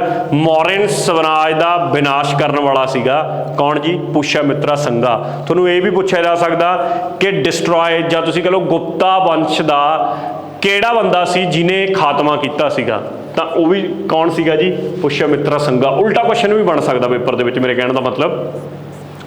ਫੇਮਸ ਸੰਸਕ੍ਰਿਤ ਗ੍ਰਾਮੇਰੀਅਨ ਵਿਆਕਰਨਕ ਵੇਤਾ ਜਿਹੜਾ ਮਸ਼ਹੂਰ ਸੀਗਾ ਗੁਪਤ ਕਾਲ ਦੇ ਵਿੱਚ, ਗੁਪਤਾ ਪੀਰੀਅਡ ਦੇ ਵਿੱਚ, ਇਹਨਾਂ ਚੋਂ ਕੌਣ ਸੀਗਾ ਇਹ ਦੱਸਣਾ ਤੁਸੀਂ ਨੇ, ਠੀਕ ਹੈ। ਇਹ ਬੇਸਿਕਲੀ ਕੁਐਸਚਨ ਕਿਉਂਕਿ ਜਿਹੜੇ ਇਹਦੇ ਚੋਂ 2-3 ਬੰਦੇ ਇਹੋ ਜਿਹੇ ਆ ਗਏ ਸੀਗੇ, ਜਿਵੇਂ ਕਾਲੀਦਾਸਾ ਹੋ ਗਿਆ, ਪਨੀਨੀ ਹੋ ਗਿਆ, ਇਹ ਇਹੀ ਟਾਈਮ ਦੇ ਵਿੱਚ ਹੋਏ ਨੇ। ਤਾਂ ਕਰਕੇ ਇਸ ਕੁਐਸਚਨ ਦਾ ਆਨਸਰ ਵਿਡਰੋ ਕਰ ਲਿਆ ਗਿਆ ਸੀ, ਕੁਐਸਚਨ ਨੂੰ ਹੀ ਰਿਜੈਕਟ ਕਰਤਾ ਸੀ। ਪਰ ਜੇ ਦੇਖਿਆ ਜਾਂਦਾ ਜੇ ਕਾਲੀਦਾਸਾ ਲਿਖਿਆ ਆ ਜਾਂਦਾ, ਸ਼ਾਇਦ ਕਾਲੀਦਾਸਾ ਸਾਨੂੰ ਆਨਸਰ ਟਿਕ ਕਰਨਾ ਪੈਂਦਾ, ਪਨੀਨੀ ਦਾ ਪਨੀਨੀ ਵੀ ਕਰਨਾ ਪੈਂਦਾ, ਤਾਂ 2-3 ਆਪਸ਼ਨਾਂ ਬਣ ਸਕਦੀਆਂ ਸੀ। ਇਸ ਕਰਕੇ ਕੁਐਸਚਨ ਰਿਜੈਕਟ ਹੋ ਗਿਆ ਸੀ। ਮੈਂ ਛੱਡਿਆ ਨਹੀਂ ਕੁਐਸਚਨ ਵੀ, ਕੁਐਸਚਨ ਤੁਹਾਡੇ ਧਿਆਨ 'ਚ ਰਵੇ ਤਾਂ ਕਿ ਜੇ ਆਉਣ ਵਾਲੇ ਅਪਕਮਿੰਗ ਪੇਪਰ 'ਚ ਇਹੋ ਜਿਹਾ ਕੁਐਸਚਨ ਬਣ ਜਾਂਦਾ ਤਾਂ ਤੁਸੀਂ ਆਨਸਰ ਕਰ ਸਕਦੇ ਹੋਵੋ। ਅੱਗੇ ਆ ਜਾਓ। ਹਿਊਨ ਸੈਂਗ, ਹਿਊਨ ਸੈਂਗ ਚਾਈਨੀਜ਼ ਟਰੈਵਲਰ ਸੀਗਾ, ਠੀਕ ਹੈ। ਦੱਸਣਾ ਕਿ ਇਹਨਾਂ ਚੋਂ ਕਿਹੜਾ ਸ਼ਾਸਨ ਸੀਗਾ ਜਾਂ ਸ਼ਾਸਨ ਦੇ ਟਾਈਮ ਤੇ ਉਹਨੇ ਵਿਜ਼ਿਟ ਕੀਤਾ ਸੀਗਾ, ਭਾਰਤ ਦੌਰੇ ਤੇ ਆਇਆ ਸੀ। ਉਸ ਟਾਈਮ ਦੇ ਉੱਤੇ ਹਰਸ਼ਵਰਧਨਾਂ ਦਾ ਰਾਜ ਚੱਲਦਾ ਸੀ ਜਦੋਂ ਹਿਊਨ ਸੈਂਗ ਦੀ ਐਂਟਰੀ ਹੁੰਦੀ ਆ ਭਾਰਤ 'ਚ। ਟਰੈਵਲਰਾਂ ਦਾ ਜ਼ਿਕਰ ਆਊਗਾ, ਇਹੀ ਕੁਐਸਚਨਾਂ ਦੀ ਫਾਰਮ 'ਚ ਹੀ ਆਪਾਂ ਕਵਰ ਕਰ ਲਾਂਗੇ ਜਿੰਨੇ ਵੀ ਹੋਏ ਨੇ, ਚਾਹੇ ਹਿਊਨ ਸੈਂਗ ਹੋਇਆ, ਮੈਗਨੇਸਥੀਨਸ ਆਇਆਗਾ, ਠੀਕ ਹੈ, ਇੰਡੀਆ ਦੇ ਵਿੱਚ ਕਈ ਆਏ ਨੇ। ਉਹ ਕਿਹਦੇ ਦੌਰ 'ਚ ਆਏ ਨੇ, ਯਾਦ ਕਰਨ ਵਾਲੀਆਂ ਚੀਜ਼ਾਂ ਹੀ ਨੇ, ਉਹਨਾਂ ਦੇ ਰਿਲੇਟਡ 1-2-4 ਫੈਕਟ ਆਪਾਂ ਲੱਭ ਕੇ ਉਹਨੂੰ ਡਿਸਕਸ ਕਰਾਂਗੇ ਤਾਂ ਕਿ ਕਿਸੇ ਤਰੀਕੇ ਯਾਦ ਰੱਖੇ ਜਾ ਸਕਣ ਵੀ ਫਲਾਣੇ ਰਾਜੇ ਨਾਲ ਹੀ ਰਿਲੇਟਡ ਸੀਗੇ ਜਿਹੜੇ, ਠੀਕ ਹੈ। ਤਾਂ ਹਿਊਨ ਸੈਂਗ ਆਪਣੇ ਆਪ ਦੇ ਵਿੱਚ ਇਹ ਬੇਸਿਕਲੀ ਨਾ ਪੜ੍ਹਾਈ ਕਰਨ ਆਇਆ ਸੀ ਇੱਥੇ, ਐਜ਼ ਅ ਰਿਸਰਚ ਸਕਾਲਰ ਦੇ ਤੌਰ ਤੇ ਆਇਆ ਸੀਗਾ। ਤਾਂ ਇਹ ਵਿਜ਼ਿਟ ਕੀਤਾ ਸੀ ਇਹਨੇ ਹਰਸ਼ਵਰਧਨਾਂ ਦੇ ਸ਼ਾਸਨ ਦੇ ਵਿੱਚ। ਹਰਸ਼ ਚਰਿਤਰਾ ਕਿਹਨੇ ਲਿਖਿਆ? ਤਾਂ ਹਰਸ਼ ਚਰਿਤਰਾ ਲਿਖਣ ਵਾਲਾ ਸੀਗਾ ਵਾਨਵੱਟਾ, ਜਿਹਨੇ ਹਰਸ਼ਾ ਦੀ ਲਾਈਫ ਦੇ ਉੱਤੇ, ਹਰਸ਼ਵਰਧਨ ਦੀ ਲਾਈਫ ਦੇ ਉੱਤੇ ਪੂਰਾ ਲਿਖਿਆ ਕਿ ਉਹਨੇ ਕਿਵੇਂ ਕਿਵੇਂ ਆਪਣੇ ਸਮਰਾਜ ਨੂੰ ਵਧਾਇਆ, ਕਿਹੜੀਆਂ ਉਹਦੀਆਂ ਜਿੱਤਾਂ ਬੈਟਲਸ ਰਹੀਆਂ, ਉਹ ਸਾਰੀਆਂ ਲਿਖਣ ਵਾਲਾ ਵਾਨਵੱਟਾ ਉਸੇ ਦੇ ਲਿਖਾਰੀ ਸੀਗਾ ਉਹਦੇ ਸ਼ਾਸਨ ਦੇ ਵਿੱਚ ਹੀ। ਅਗਲੇ ਕੁਐਸਚਨ ਤੇ ਚੱਲਦੇ ਹਾਂ। ਅਗਲਾ ਕੁਐਸਚਨ ਹੈਗਾ ਅਗਨੀਕੁਲ ਦੰਦ ਕਥਾ। ਅਗਨੀਕੁਲਾ ਲੀਜੈਂਡ ਜਿਹੜੀ ਹੈਗੀ ਹੈ ਕਿਹਦੇ ਨਾਲ ਐਸੋਸੀਏਟਡ ਹੈ? ਇਹ ਵੈਸੀ ਜਿਵੇਂ ਕਥਾਵਾਂ ਹੁੰਦੀਆਂ ਨੇ ਹਨਾ, ਉਵੇਂ ਦੀ ਇੱਕ ਕਥਾ ਪੂਰੀ, ਤੇ ਇਹ ਰਾਜਪੂਤ ਦੀਆਂ ਸਟੋਰੀਆਂ ਨੇ ਇਹਦੇ ਵਿੱਚ ਕਿ ਰਾਜਪੂਤ ਕਿੰਨੇ ਬਹਾਦਰ ਸੀਗੇ, ਉਹਨਾਂ ਦੀਆਂ ਸਟੋਰੀਜ਼ ਨੂੰ ਲੈ ਕੇ ਕਥਾ, ਜਿਹਦਾ ਨਾਮ ਆ ਅਗਨੀਕੁਲਾ ਲੀਜੈਂਡ। ਸਿੱਧਾ ਫੈਕਚੁਅਲ ਸਵਾਲ ਆ, ਯਾਦ ਕਰਨ ਵਾਲਾ ਹੀ। ਹੁਣ ਥੋੜਾ ਜਿਹਾ ਮੈਡੀਵਲ ਹਿਸਟਰੀ ਵੱਲ ਨੂੰ ਮੂਵ ਕਰਦੇ ਹਾਂ, ਆਧੁਨਿਕ ਭਾਰਤ ਵੱਲ ਨੂੰ, ਸੌਰੀ ਮੱਧਕਾਲੀਨ ਭਾਰਤ ਵੱਲ ਨੂੰ। ਤਾਂ ਕੁਤਬਦੀਨ ਐਬਕ ਕੀ ਗੇਮ ਖੇਡਦਾ ਮਰ ਗਿਆ ਸੀਗਾ ਇਹਨਾਂ ਦੇ ਵਿੱਚੋਂ? ਕੁਤਬਦੀਨ ਐਬਕ ਵਿਚਾਰਾ ਕੋਈ ਖੇਡ ਖੇਡਦੇ ਮਾਰਿਆ ਗਿਆ ਸੀਗਾ, ਉਹ ਸੀਗੀ ਪੋਲੋ ਘੋੜੇ ਦੇ ਉੱਤੇ ਜਿਹੜੇ ਉਹ ਲੈ ਕੇ ਹਾਕੀ ਜੀ ਕਾਇੰਡ ਖੇਡੀ ਜਾਂਦੀ ਹੈ, ਤੇ ਉਹਨੂੰ ਖੇਡਦੇ ਉਹਦੇ ਤੋਂ ਡਿੱਗਣ ਕਰਕੇ ਉਹਦੀ ਮੌਤ ਹੋ ਗਈ ਸੀ। ਤਾਂ ਇਹ ਸਵਾਲ ਤਾਂ ਤੁਸੀਂ ਪਤਾ ਨਹੀਂ ਕਿੰਨੇ ਹੀ ਪੇਪਰਾਂ ਦੇ ਵਿੱਚ ਦੇਖ ਲਓਗੇ ਕਿ ਕੁਤਬਦੀਨ ਦੀ ਮੌਤ ਦਾ ਕਾਰਨ ਕੀ ਸੀ, ਕਿਹੜੀ ਗੇਮ ਖੇਡਦੇ ਮਰਿਆ, ਕਿਸੇ ਵੀ ਤਰੀਕੇ ਨਾਲ ਘੁਮਾ ਕੇ ਕੁਐਸਚਨ ਪੁੱਛ ਲੈਂਦੇ ਨੇ, ਠੀਕ ਹੈ। ਤਾਂ ਕੁਤਬਦੀਨ ਐਬਕ ਸੀ ਜਿਹੜਾ, ਉਹ ਕਿਹੜੀ ਗੇਮ ਖੇਡਦੇ ਮਰਿਆ? ਇਹ। ਕੁਤਬਦੀਨ ਬਾਰੇ ਕੌਣ ਸੀ ਕੁਤਬਦੀਨ? ਕਿਹਦਾ ਚੇਲਾ ਸੀਗਾ? ਕਿਹਨੇ ਉਹਨੂੰ ਦਿੱਲੀ ਸੰਭਾਇਆ ਸੀਗਾ? ਜਿਸ ਤੋਂ ਬਾਅਦ ਉਹਨੇ ਸਲੇਵ ਡੈਂਸਿਟੀ ਦੀ ਸ਼ੁਰੂਆਤ ਕੀਤੀ, ਸਲੇਵ ਵੰਸ਼ ਦੀ। ਆਹ ਸਾਰਾ ਮੈਡੀਵਲ ਹਿਸਟਰੀ ਦੇ ਜਾਂ ਅਲੱਗ ਤੋਂ ਕੁਐਸਚਨ ਕਰੇ ਜਾਂ ਮੈਡੀਵਲ ਹਿਸਟਰੀ ਨੂੰ ਪੜਾਂਗੇ, ਉੱਥੇ ਡਿਸਕਸ ਕਰਾਂਗੇ। ਅੱਗੇ ਆ ਜਾਓ, ਇੱਥੇ ਸਿਰਫ ਕੁਐਸਚਨ ਦੇ ਐਂਗਲ ਤੋਂ ਹੀ ਚੱਲਾਂਗੇ ਬਸ। ਚਹਿਲਗਨੀ ਇਹ ਕੀ ਸੀਗੀ? ਇਹ ਤਰਕਿਸ਼ ਤੁਰਕੀ ਦੇ ਕੁਲੀਨ ਤੰਤਰ ਜਾਂ ਤੁਸੀਂ ਕਹ ਲਓ ਅਰਿਸਟੋਕ੍ਰੇਸੀ ਸੀ। ਬੇਸਿਕਲੀ ਕੀ ਸੀਗਾ, 40 ਜਿਹੜੇ ਨੋਬਲਸ ਹੁੰਦੇ ਨੇ ਨਾ, ਨੋਬਲਸ ਕਿਹਨੂੰ ਕਿਹਾ ਜਾਂਦਾ ਸੀ? ਨੋਬਲਸ ਜਿਹੜੇ ਮੰਤਰੀ ਰਾਜੇ ਦੇ ਉਹਦੇ ਵਿੱਚ ਬੈਠਦੇ ਸੀ, ਰਾਜੇ ਦੇ ਨਾਲ ਉਹਦੇ ਮੇਨ ਜਿਹੜਾ ਦਰਬਾਰ ਸੀ, ਉਹਨਾਂ ਨੂੰ ਬੋਲਿਆ ਜਾਂਦਾ ਸੀ। ਇਹਦੇ ਲਈ ਇਲਤੁਤਮਿਸ਼ ਨੇ ਇਹ ਬਣਾਈ ਸੀ ਚਹਿਲਗਨੀ ਬਣਾਉਣ ਵਾਲਾ ਇਲਤੁਤਮਿਸ਼ ਵੀ ਸਲੇਵ ਡੈਂਸਿਟੀ ਦਾ ਹੀ ਸੀਗਾ, ਜਿਵੇਂ ਪਿੱਛੇ ਜ਼ਿਕਰ ਆਇਆ ਆਪਣੇ ਕੋਲੇ ਕੁਤਬਦੀਨ ਦਾ। ਕੁਤਬਦੀਨ ਤੋਂ ਬਾਅਦ ਇਲਤੁਤਮਿਸ਼ ਜਿਹੜਾ ਹੁੰਦਾ, ਉਹ ਮੇਨ ਜਿਹੜਾ ਉਹ ਬਣਦਾ ਹੈਗਾ ਆਪਣਾ ਸੁਲਤਾਨ ਬੋਲਦੇ ਸੀ, ਕਿਉਂਕਿ ਦਿੱਲੀ ਸਲਤਨਤ ਦੀ ਉਹ ਗੱਲ ਉਹਦੇ ਅੰਡਰ ਹੀ ਇਹ ਟੌਪਿਕ ਕਵਰ ਹੁੰਦਾ। ਤਾਂ ਇਲਤੁਤਮਿਸ਼ ਇਹਨੂੰ ਬਣਾਉਂਦਾ ਹੈ, ਚਹਿਲਗਨੀ ਨੂੰ 40 ਇਹੋ ਜਿਹੇ ਆਪਣੇ ਨਾਲ ਰੱਖਦਾ ਜਿਹੜੇ ਉਹਦੇ ਖਾਸ ਨੋਬਲਸ ਹੁੰਦੇ ਨੇ, ਉਹਦੀ ਸਲਾਹ ਨਾਲ, ਉਹਨਾਂ ਦੀ ਸਲਾਹ ਨਾਲ ਚੱਲਦਾ ਹੈ। ਪਰ ਐਂਡ ਦੇ ਉੱਤੇ ਬਾਅਦ ਦੇ ਵਿੱਚ ਜਾ ਕੇ ਇਹੀ 40 ਭਾਰੀ ਪੈਣ ਲੱਗ ਜਾਂਦੇ ਨੇ। ਇਹਨਾਂ ਦੇ ਵਿੱਚੋਂ ਹੀ ਇੱਕ ਬੰਦਾ ਨਿਕਲਦਾ ਹੈ ਜਿਹੜਾ ਕਿ ਅਗਲਾ ਸੁਲਤਾਨ ਬਣਦਾ ਹੈ। ਤੁਸੀਂ ਮੈਨੂੰ ਨਾਮ ਦੱਸਣਾ ਉਹਦਾ ਕੀ ਹੈ। ਦੋ ਤਰ੍ਹਾਂ ਦੇ ਕੁਐਸਚਨ ਬਣਨਗੇ। ਇੱਕ ਤਾਂ ਬਣੂਗਾ ਕਿ ਇਹਨੂੰ ਬਣਾਇਆ ਕਿਹਨੇ ਸੀ ਚਹਿਲਗਨੀ ਨੂੰ, 40 ਤਰਕੇ ਜਿਹੜੇ ਨੋਬਲਾਂ ਨੂੰ ਇਕੱਠੇ ਕਰਕੇ। ਉੱਤਰ ਬਣਦਾ ਇਲਤੁਤਮਿਸ਼। ਦੂਜਾ ਸਵਾਲ ਬਣਦਾ ਉਹਨਾਂ 40 ਦੇ ਵਿੱਚੋਂ ਇੱਕ ਨੋਬਲ ਇਹੋ ਜਿਹਾ ਸੀ ਬੰਦਾ ਜਿਹੜਾ ਆਪਦੇ ਆਪ ਨੂੰ ਇੰਨਾ ਪਾਵਰਫੁਲ ਕਰ ਲੈਂਦਾ ਹੈ ਕਿ ਉਹ ਅਗਲਾ ਸ਼ਾਸਕ ਹੀ ਬਣ ਬੈਠਦਾ ਹੈ। ਉਹਦਾ ਨਾਮ ਉਹੀ ਬੰਦਾ ਸੇਮ ਬੰਦਾ ਸੀ ਜਿਹੜਾ ਬਾਅਦ 'ਚ ਸਮਝਣ ਲੱਗ ਜਾਂਦਾ ਹੈ ਵੀ ਇਹੀ 40 ਕੱਲ੍ਹ ਨੂੰ ਮੇਰੇ 'ਤੇ ਭਾਰੀ ਪੈਣਗੇ, ਜਿਵੇਂ ਮੈਂ ਇਹਨਾਂ ਦੇ ਉੱਤੇ ਹੁਣ ਭਾਰੀ ਪੈ ਕੇ ਸ਼ਾਸਕ ਬਣਿਆ, ਕੱਲ੍ਹ ਨੂੰ ਇਹਨਾਂ 'ਚੋਂ ਕੋਈ ਮੈਨੂੰ ਕੱਟੂ। ਇਸ ਕਰਕੇ ਉਹ ਇੱਕ ਕਰਕੇ ਸਭ ਨੂੰ 40 ਨੂੰ ਮਰਵਾਉਣਾ ਸ਼ੁਰੂ ਕਰ ਦਿੰਦਾ ਹੈ, ਅਤੇ ਚਹਿਲਗਨੀ ਨੂੰ ਖਤਮ ਕਰਨ ਵਾਲਾ ਵੀ ਉਹੀ ਹੁੰਦਾ। ਦੋ ਥਾਵਾਂ 'ਤੇ ਆ ਗਿਆ ਉਸ ਬੰਦੇ ਦਾ ਨਾਮ। ਉਹਦਾ ਨਾਮ ਕੀ ਹੈ ਮੈਨੂੰ ਕਮੈਂਟ ਬਾਕਸ 'ਚ ਦੱਸੋ, ਨਹੀਂ ਅਗਲੀ ਵੀਡੀਓ 'ਚ ਫਿਰ ਮੈਂ ਦੱਸੂਗਾ ਉਹਦਾ ਨਾਮ ਕੀ ਸੀਗਾ, ਠੀਕ ਹੈ। ਵੈਸੇ ਤੁਹਾਨੂੰ ਪਤਾ ਹੋਣਾ ਚਾਹੀਦਾ ਜਿਹੜੇ ਹਿਸਟਰੀ ਜਿਨ੍ਹਾਂ ਨੇ ਪੜ੍ਹੀ ਹੈਗੀ ਉਹਦਾ। ਇਹ ਵੀ ਹਿੰਟ ਦੇ ਦੇਣਾ ਕਿ ਇਸ ਤੋਂ ਬਾਅਦ ਤਕੜਾ ਸ਼ਾਸਕ ਜਿਹੜਾ ਬਣਦਾ ਇਲਤੁਤਮਿਸ਼ ਤੋਂ ਬਾਅਦ ਉਹੀ ਬਣਦਾ ਹੈ, ਠੀਕ ਹੈ, ਜਿਹੜਾ ਸਭ ਤੋਂ ਤਾਕਤਵਰ ਬਣਦਾ ਹੈ। ਚਲੋ ਮੈਂ ਦੱਸ ਹੀ ਦਿੰਦਾ ਯਾਰ, ਇੰਨੀ ਕਹਾਣੀ ਪੈ ਗਈ ਹੁਣ। ਉਹਦਾ ਨਾਮ ਸੀਗਾ ਬਲਬਨ ਨੇ ਚਹਿਲਗਨੀ ਖਤਮ ਕਰੀ। ਇਹਨਾਂ ਦੇ ਵਿੱਚੋਂ ਇੱਕ ਸੀਗਾ ਆਹੀ ਚਹਿਲਗਨੀ ਦੇ ਵਿੱਚੋਂ ਇੱਕ ਨੋਬਲ ਲਿਆਂਦੀ ਇਲਤੁਤਮਿਸ਼ ਨੇ ਸੀਗੀ, ਤੇ ਬਲਬਨ ਖਤਮ ਕਰਨ ਵਾਲਾ ਸੀ। ਬਲਬਨ ਇੱਕ ਇਹੋ ਜਿਹਾ ਰਾਜਾ ਸੀ ਪਹਿਲਾ ਜਿਹਨੂੰ ਖਲੀਫੇ ਵੱਲੋਂ ਵੀ ਇਹ ਮਿਲੀ ਸੀ। ਖਲੀਫਾ ਕੌਣ ਸੀਗਾ ਕਿ ਖਲੀਫਾ ਇਹਨਾਂ ਦਾ ਮੁਸਲਿਮਾਂ ਦਾ ਇੱਕ ਹੈੱਡ ਸੀ, ਤਰਕੀ 'ਚ ਬੈਠਦਾ ਸੀ। ਬਾਅਦ 'ਚ ਉਹ ਇਰਾਕ ਵਾਲੀ ਸਾਈਡ ਵੀ ਸ਼ਿਫਟ ਹੋਇਆ, ਦਮਸਕਸ 'ਚ ਵੀ ਜਾ ਕੇ ਬੈਠਿਆ। ਉਹ ਜਿਹੜਾ ਬੰਦਾ ਸੀ ਉਹ ਜਦੋਂ ਕਿਸੇ ਨੂੰ ਲੈਟਰ ਭੇਜ ਦਿੰਦਾ ਸੀ ਵੀ ਹਾਂ ਇਹ ਸਾਡਾ ਇੱਥੋਂ ਦਾ ਐਂਪਰਰ ਹੋਊਗਾ, ਉਦੋਂ ਮੰਨ ਲੈਂਦੇ ਸੀ ਵੀ ਖਲੀਫੇ ਵੱਲੋਂ ਇਹਨੂੰ ਹਾਂ ਮਿਲ ਗਈ, ਹੁਣ ਇਹ ਸਹੀ ਐਂਪਰਰ ਆ। ਉਹਦੇ ਬਦਲੇ ਕਰਨਾ ਕੀ ਪੈਂਦਾ ਸੀ? ਉਹਦੇ ਬਦਲੇ ਕੁਛ ਨਾ ਕੁਛ ਹਿੱਸਾ ਖਲੀਫੇ ਨੂੰ ਚੜਾਉਣਾ ਪੈਂਦਾ ਸੀ। ਇਹਨਾਂ ਨੂੰ ਕੋਈ ਵੀ ਵਾਰ ਜਿੱਤ ਕੇ ਆਉਂਦੇ ਸੀ ਤਾਂ ਉਹਦਾ ਹਿੱਸਾ ਚੜਾਉਂਦੇ ਸੀ। ਬਲਬਨ ਪਹਿਲਾ ਮੰਨਿਆ ਗਿਆ ਜਿਹਨੂੰ ਸੁਲਤਾਨ ਨੂੰ ਖਲੀਫੇ ਵੱਲੋਂ ਪੱਕੀ ਸੀਟ ਮਿਲੀ ਸੀ, ਠੀਕ ਹੈ। ਇਸ ਤੋਂ ਪਹਿਲਾਂ ਵਾਲੇ ਇਲਤੁਤਮਿਸ਼ ਕੁਤਬਦੀਨ ਐਬਕ ਕਿਸੇ ਨੂੰ ਨਹੀਂ ਮਿਲੀ ਹੈਗੀ, ਠੀਕ ਹੈ। ਕੁਤਬਦੀਨ ਐਬਕ ਤਾਂ ਇਹੋ ਜਿਹਾ ਬੰਦਾ ਸੀ ਯਾਰ, ਉਹ ਤਾਂ ਕਹਿੰਦੇ ਆਪਦੇ ਸੀਟ 'ਤੇ ਨਹੀਂ ਬੈਠਦਾ ਸੀ। ਉਹ ਮੰਨਦਾ ਸੀਗਾ ਵੀ ਮੈਂ ਸਲੇਵ ਹਾਂ, ਠੀਕ ਹੈ। ਉਹਦੇ 'ਤੇ ਬੈਠੇ ਹੀ ਨਹੀਂ ਹੈਗਾ ਆਪਣੇ ਸ਼ਾਸਨ, ਮਤਲਬ ਜਿਹੜਾ ਉਹਦਾ ਮੇਨ ਉੱਥੇ ਲਾਇਆ ਹੋਇਆ ਸੀ ਤਖਤ, ਉਹਦੇ 'ਤੇ ਕਦੇ ਐਵੇਂ ਹੀ ਰਾਜ ਕੀਤਾ ਉਹਨੇ ਜਿੰਨਾ ਚਿਰ ਰਾਜ ਕੀਤਾ। ਅਗਲਾ ਕੁਐਸਚਨ ਆ ਗਿਆ, ਜ਼ਿਊਦੀਨ ਵਰਨੀ ਕੌਣ ਸੀ? ਹਿਸਟੋਰੀਅਨ ਸੀ, ਬੜਾ ਮਸ਼ਹੂਰ ਹਿਸਟੋਰੀਅਨ ਸੀ, ਮਤਲਬ ਇਹੀ ਮੱਧਕਾਲੀਨ ਭਾਰਤ ਦੇ ਵਿੱਚ ਇਹਦਾ ਜ਼ਿਕਰ ਆਊਗਾ, ਇਹਦੀਆਂ ਲਿਖੀਆਂ ਹੋਈਆਂ ਕਿਤਾਬਾਂ ਦਾ ਵੀ ਜ਼ਿਕਰ ਆਊਗਾ। ਤਾਂ ਇੱਥੇ ਤਾਂ ਸਿੰਪਲੀ ਪੁੱਛਿਆ ਕਿ ਕੀ ਸੀ, ਟਰੈਵਲਰ ਸੀ, ਜਰਨਲ ਸੀ ਜਾਂ ਸੁਲਤਾਨ।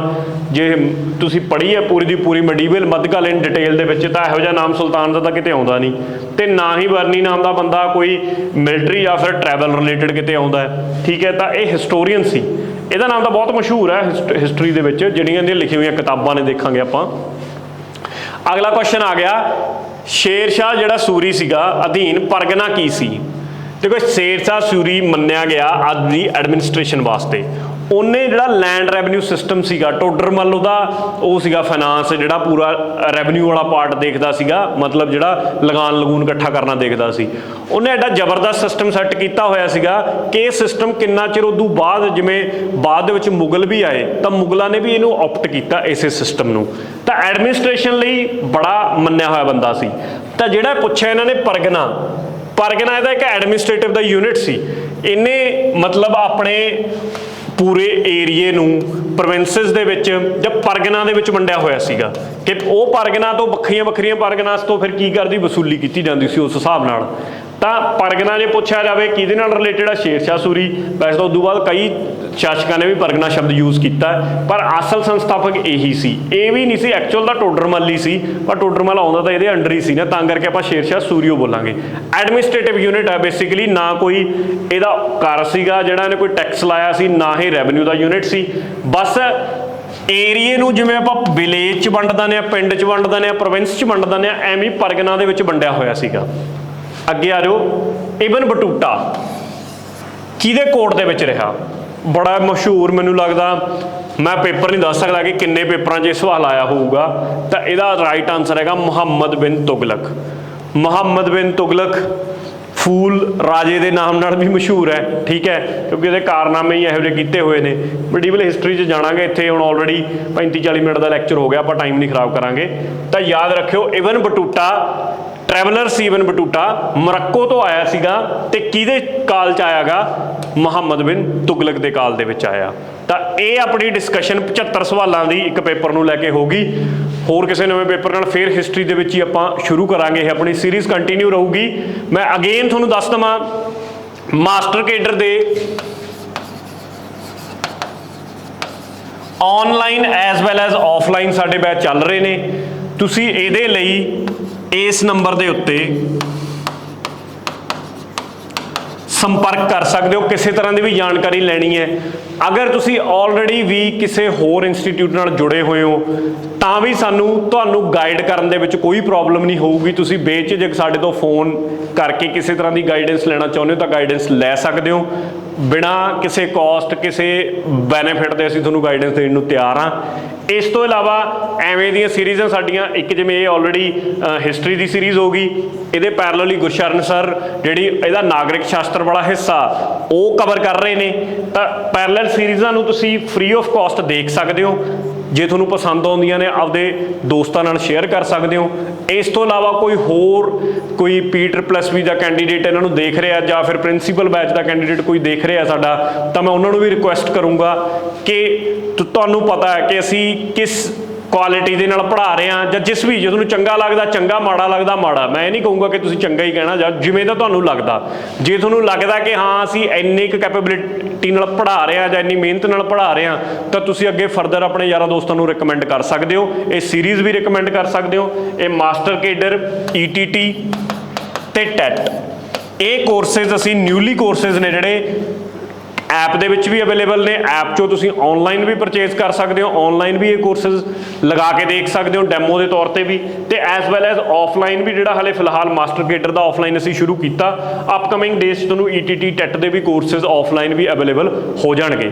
ਤੁਸੀਂ ਪੇਸ਼ੈਂਸ ਦੇ ਨਾਲ ਸੁਣਿਆ, ਤੁਹਾਡਾ ਬਹੁਤ ਬਹੁਤ ਧੰਨਵਾਦ। Thank you for watching.